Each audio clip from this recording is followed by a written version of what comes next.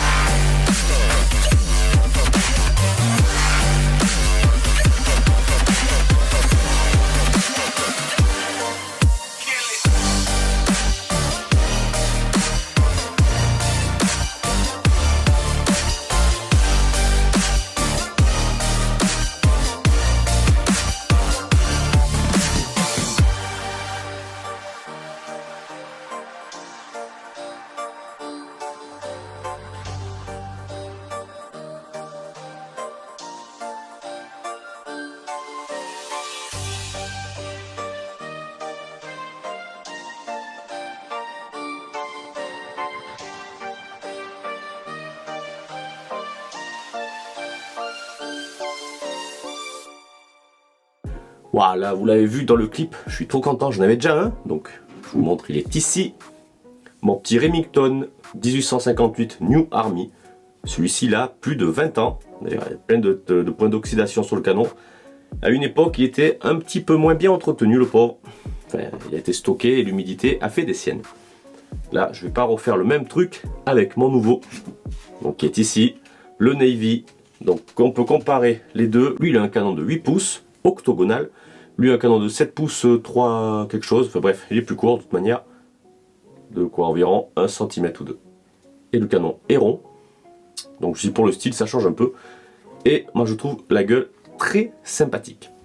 Donc le Remington en 1858 New Army, c'est une carcasse fermée, donc pour pouvoir enlever le barillet, il faut pousser la tige ici, on tire le chien en arrière, on a le barillet qui tombe. Donc pour celui-ci, donc les deux sont en calibre 44, j'aime bien ce calibre. Bon, ça bouffe un peu de poudre, mais voilà. Et lui, c'est une carcasse ouverte. J'en avais pas. Donc en fait, lui, c'est assez simple. Simple. Ça force un peu le mieux d'avoir une pince quand même. Voilà. Donc là, on enlève la clavette qui tient l'ensemble. Et vous allez voir, en fait, on fait ça. Tac. Et voilà, on a le canon qui se détache. Et du coup, là, on a le barillet pour l'enlever. On tire le chien en arrière. Et voilà. Mais comme ça, pour le nettoyer, par contre, je trouve que c'est vraiment plus pratique. On verra l'usage, mais pour moi, je trouve que c'est vraiment mieux. Donc voilà, c'est assez cool et assez simple pour le remettre. Ici, on a deux petits ergots pour pas se planter. Vaut mieux que ce soit quand même, on va dire, solide et que ça tienne. Parce que quand tu vois la patate que ça sort, ça tient juste avec la petite clavette. Donc ça te fout un peu les chocottes. Attends, donc ça, hop, on la passe dedans. Faut surtout pas hésiter. Hop, faut forcer pour être sûr que la clavette, elle y soit. Voilà, que ça le ressort, il se remet en haut, ça tient la clavette et tout l'ensemble est solidaire. Bon, que dire? Oui, alors là je suis très déçu. Enfin très déçu, assez déçu. J'ai commandé sur Mason. J'ai regardé vite fait les caractéristiques. Partout je voyais que la crosse était en ABS, enfin plastoc quoi. Quadrillé. Et là je tombe dessus, j'ai pas vu dans la description, je vois dans les caractéristiques crosse en noyer. Donc sur mon New Army, le 1058, elle est en bois, en noyer. Moi je trouve magnifique sur ce genre de modèle. Je trouve que c'est quand même beaucoup plus beau en bois qu'en plastique. Bon, chacun ses goûts, hein, mais voilà. Après la tenue, peut-être ça glisse un peu plus. Et là, c'est du plastique. Donc dans les caractéristiques, les gars, si vous mettez noyer et qu'on reçoit du plastique, voilà, c'est pas très cool. Donc ben, prochain achat, ben, ça sera une crosse en bois parce que je ne supporte pas le bruit de cette crosse. Et surtout sur un flingue comme ça, qui est là pour être beau, même si on peut s'en servir. Non, je ne suis pas d'accord. Bon, dans cette vidéo, voilà, c'était juste pour le présenter, donc calibre 44, donc ça c'est détention pour l'instant légale si on a 18 ans et plus. Mais à mon avis ça va pas tarder à changer cette histoire, parce qu'en fait c'est comme hyper dangereux malgré tout, ça c'est une arme, voilà, c'est pas un jouet. Autant les carabines à plomb on est limité à 20 joules, ça une fois chargé tu dépasses les 300 joules. Donc voilà, c'est déjà bien plus puissant qu'une 22 rifle. Donc bon, moi ce que j'aime c'est la collection, j'aime, voilà, vous commencez à me connaître, moi c'est histoire d'avoir des armes, les utiliser dans des conditions de sécurité, pas n'importe comment, en stand ou dans mon terrain qui est privé, fermé, où je tire dans le sol, voilà, ça, ok. Bon, on va faire un tir avec celui-ci. J'ai acheté des amorces en 10,75 et j'ai des anciennes qui sont plus chargées. Donc on va foutre le barillet, 6 balles, je vous montre vite fait, hein. Je vais mettre 1 gramme de poudre noire, 1 gramme de semoule, la balle, la graisse, et en arrivant au terrain on mettra les amorces et on essaye le tir. Voilà, c'est tout ce que j'ai à dire, oui c'est tout, donc ah oui, j'oubliais, vous êtes les bienvenus sur le groupe Facebook J'aime tirer 3 petits points à la poudre, et aussi le groupe Facebook J'aime tirer 3 petits points au plomb, là on parle d'armes à air comprimées. Oui, j'aime les deux, il n'y a pas une préférence une pour l'autre. À poudre, alors surtout poudre noire, là on va dire que ça dépote, ça fait pas mal de flammes. On le recharge et on va sur mon terrain où on va faire les premiers tirs de mon nouveau Colt Pieta, le 1851 Navy. Allez, c'est parti. Allez, donc c'est parti, j'ai foutu le 44 sur son support, donc bien pratique. Il faut quand même que je m'achète une presse pour les barillet, ça sera peut-être mieux à voir pour l'instant. Donc là c'est simple, j'avais déjà préparé mes petits tubes quand je vais en stand, c'est-à-dire que comme je charge en 1 gramme, et bien du coup je mets 1 gramme aussi de semoule, ce qui permet de compléter la différence. Donc là on va voir, je fous d'abord évidemment, et comme c'est au noir, la poudre, 1 gramme, ensuite je fous évidemment la semoule, comme cela, comme tout barillet. Une fois que j'ai rempli tout ça, et bien on y met les balles dessus, et après ben, on presse avec le levier, et comme ça on voit le sertissage du plomb. Ça fait un beau on va dire rond, un cercle de plomb qui se détache, et du coup ben là c'est hermétique. On fait ça à chaque trou de barillet forcément. Et ensuite eh bien, je vais graisser tout ça pour éviter les allumages entre chaque chambre, parce que voilà, il vaut mieux que ça tire un coup à la fois, pas tout d'un coup, c'est un petit peu trop dangereux quand même. Et une fois que j'aurai fini tout ça, j'irai au terrain, une fois arrivé là-bas on mettra les amorces. Donc je graisse pas mal, et j'essuie un peu partout sur le barillet justement pour éviter les mises à feu d'autres cheminées.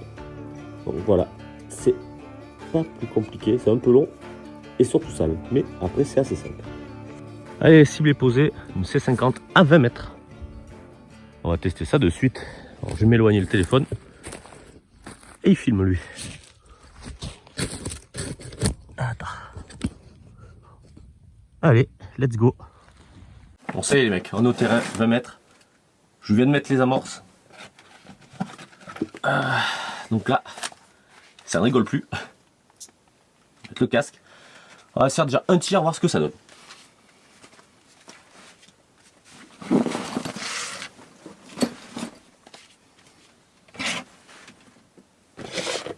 Allez les mecs, vous êtes prêts? On va voir ce que ça a donné. Donc sans appui.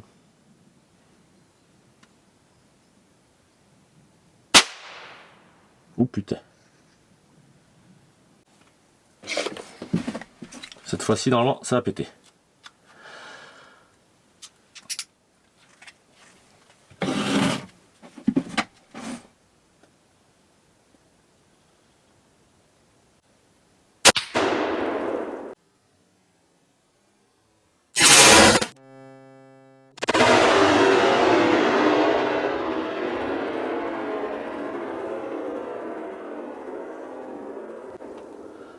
à côté.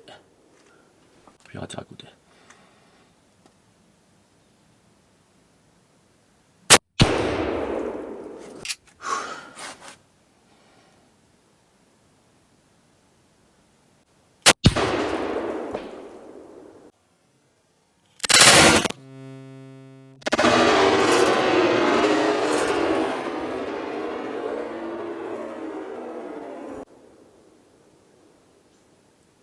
C'est dur.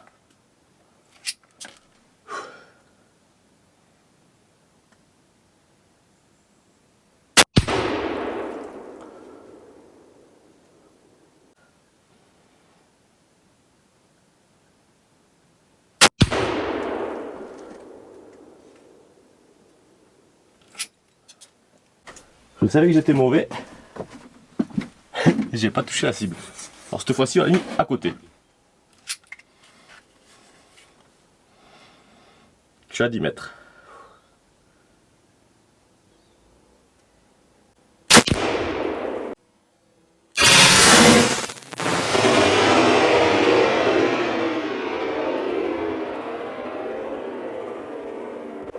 Ah mais il tire vachement haut.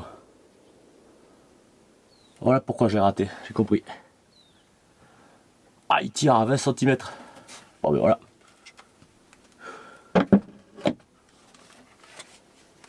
Bon Dieu. Bon par contre les amorces,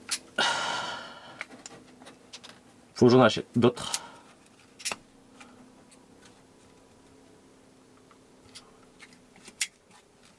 Voilà. Ok, bon ouais. Un tir réussi. Bon voilà. Du coup à 10 mètres évidemment j'ai touché. Mais j'ai compris, c'est que là je vise ici. Ça tape là quand même. Donc à 20 mètres forcément, mais j'étais au-dessus.